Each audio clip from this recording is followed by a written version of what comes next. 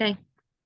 Hi, my name is Gabriella Jacob, and I am here with Mariah Tidwell. She is the Instructional Technology and Innovation Coach at Windholt Elementary, and I'm interviewing her today about her position at the school and all things instructional technology. Hi, Mariah, how are you? Hi, Gabby. I'm great. Thanks. Good.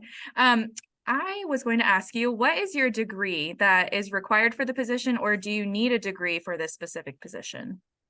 No, you just need to be a certified teacher for this position. Perfect. Mhm. What are your responsibilities in this position? Um, they're very broad.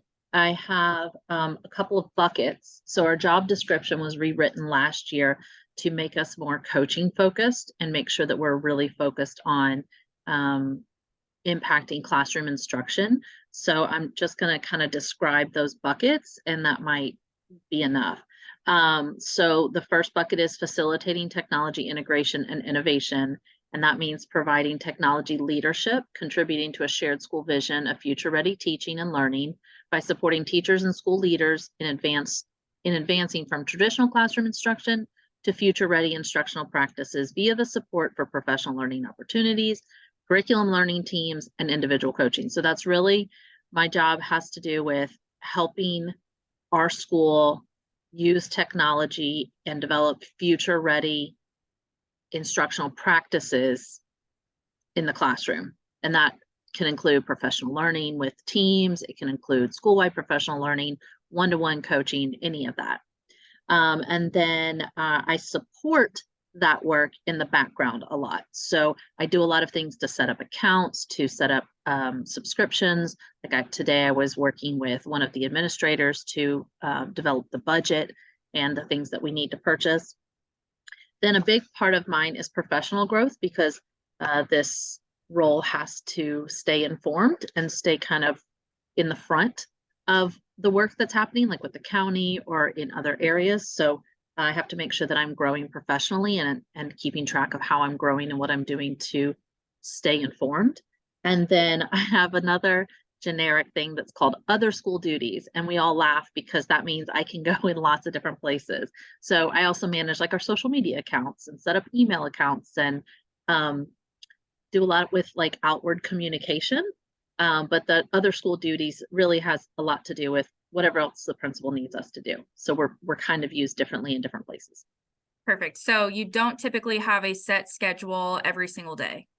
I have zero schedule. I set my own schedule. I decide how that day needs to be used best. And I try to set my own schedule, but then I have to stay responsive to whatever's needed that day. So today I had a whole schedule and I have not done anything on it except for this. This is the one thing on my schedule I've actually done today because there was other things that just came up that were more pressing. I understand. Well, thank you for meeting with me. You're welcome. I know you mentioned how you support students and a little bit about how you support faculty and staff. Could you expand a little bit more on what you do to assist faculty and staff? Yeah, it's really important that I am in planning meetings and working with individual teachers to kind of find the ways that their students might be more engaged with technology or might have access to information outside the school walls using technology. So planning and coaching happens a lot with staff.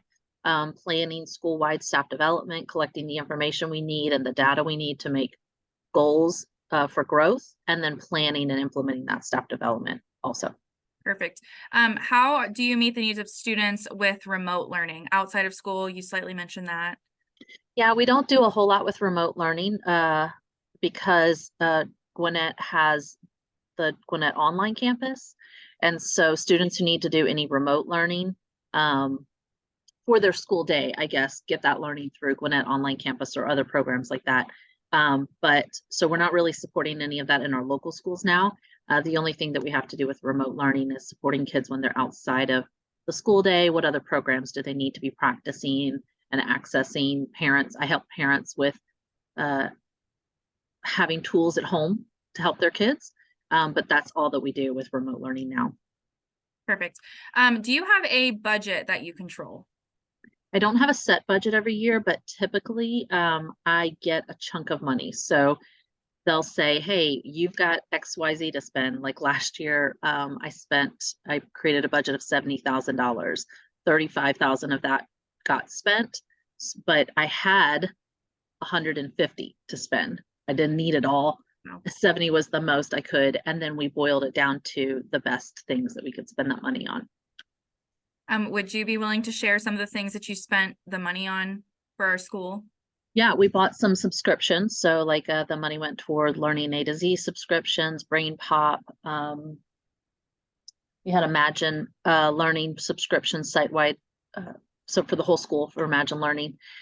We also bought, the VR headsets last year was a big purchase. That was my big push. Our principal last year wanted to expose our kids to things that they'd never seen before and build their vocabulary and background knowledge. So I knew that VR was going to be a way that we could kind of get them places they couldn't otherwise go. So that was a big chunk of our money that we spent. And that was a great purchase and made a big impact. I've loved using it. The kids have really been engaged. I'm looking forward to using that again this year. Yes, I personally have used them as well, and I love them, and I hope to use them some more this year. Yeah. Do you have a technology committee, or is it mostly you who is making decisions involving technology?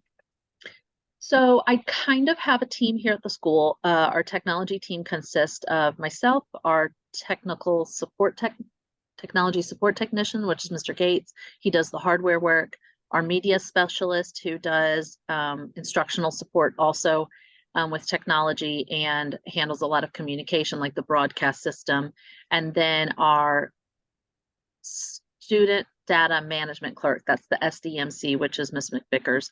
And she manages student data. So she kind of works in the background with technology. Miss Gibbs and our media specialist and I work mostly in the front with technology. As far as a committee that makes decisions, those are mostly made with those technology teams with input of the admin. So I have a cabinet time once about every 3 weeks, and I sit with cabinet with the administration and we discuss topics that might need to be addressed.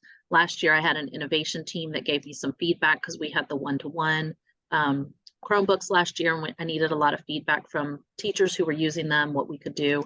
And then I also have a very strong support system with other people in my role throughout the county. So I have a tight group of people who I communicate when I'm having problems or need some advice or trying to kind of innovate and come up with new ideas. I'll go to that small group of people. And we also have monthly check-ins and quarterly in-service where we go and get professionally developed. So I get a lot of ideas and a lot of work and support in that way too. Awesome. So just to wrap it all up, what is the best part of your job and what might be the most challenging part of your job? The best part about my job is that it's different every day. I really don't know what the day is going to look like until I show up. I might think it's going to look in one way and then it just goes a different way. I also love to innovate, like come up with new ways to do things and be creative and solve problems. So that is something I spend a lot of my time doing, kind of seeing a problem and figuring out the best way to solve it. And the worst part about my job is communication because it's really hard sometimes. I have to communicate a lot. Not everybody receives that communication. And it kind of can be a barrier to getting the work done. So communication seems to be one of the most challenging things. Awesome. Well, it sounds like you have a lot on your plate, but you're managing your time very well and you have a good support system. And I really appreciate the time that you've taken today to answer my questions. And I hope you have a great rest of your day. Hey, you too. Thank you.